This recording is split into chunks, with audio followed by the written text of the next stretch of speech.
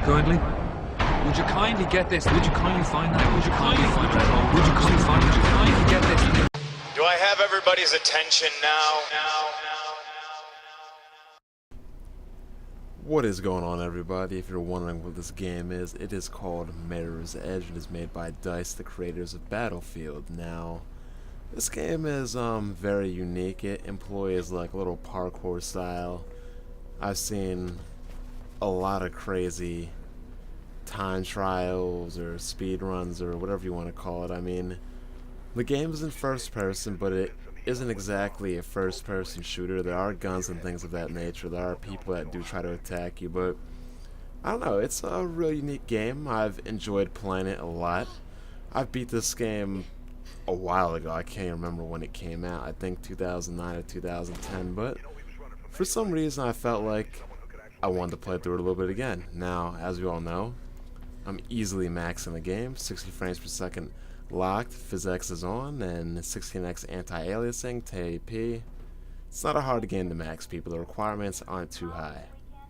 So the premise of the game is pretty much they put you in a level and you get to run through buildings and run around through skyscrapers, and like you see right here, people try to shoot you and you get to run by them too.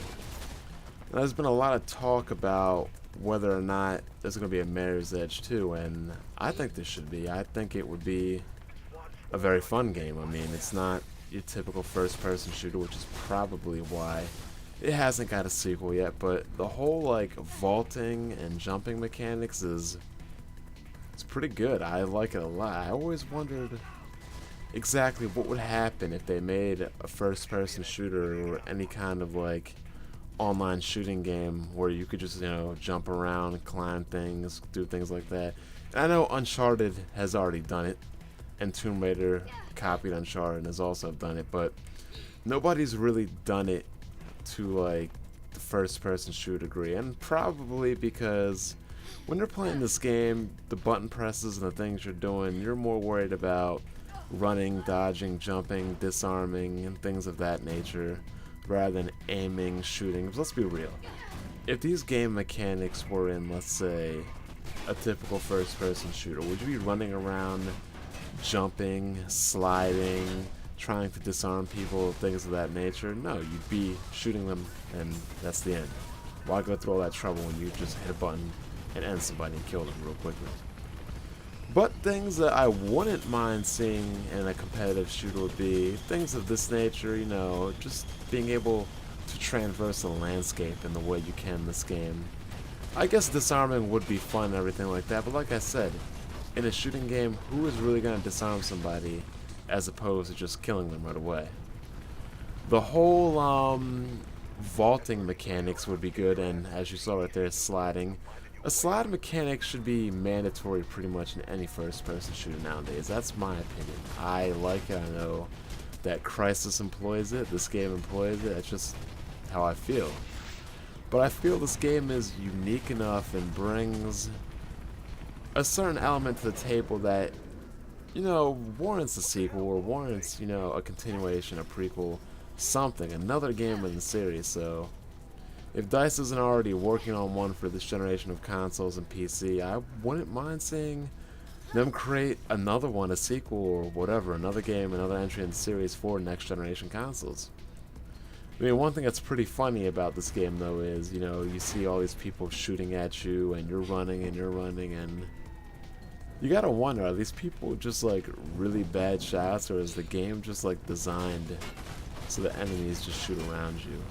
But then again, if you do stand still too long, the enemies, they will kill you, and they will shoot you. But the whole running, diving, jumping, climbing, going through doors, avoiding people, safe jumping, vaulting, pulling yourself up.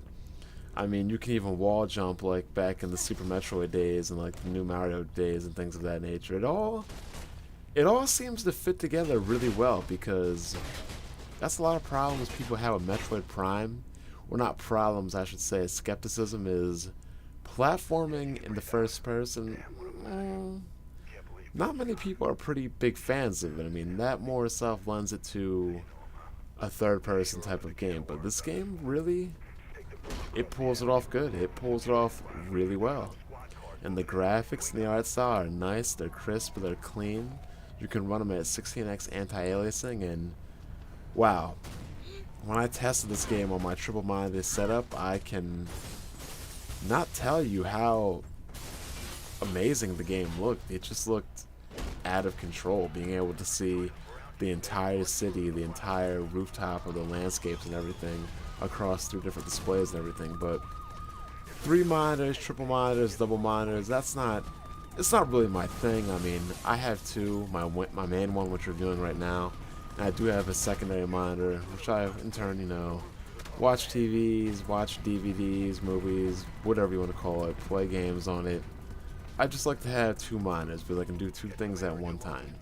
Whether I'm typing something up or researching, whatever, you know, you could type, you could look up things, but whatever. Now I'm kind of getting off topic of this vid, but as you can see right now, I'm running, and pretty much that's what this game is about. It is like a glorified obstacle course. You run, you move, and they even have like a thing online. I think it was DLC or something like that, like how Metal Gear and Metal Gear Solid have those VR missions. They actually have little VR time trials and run-throughs that you can do where basically the entire course and everything like that is just a virtually generated course. So with like holograms and light objects and constructs and things of that nature.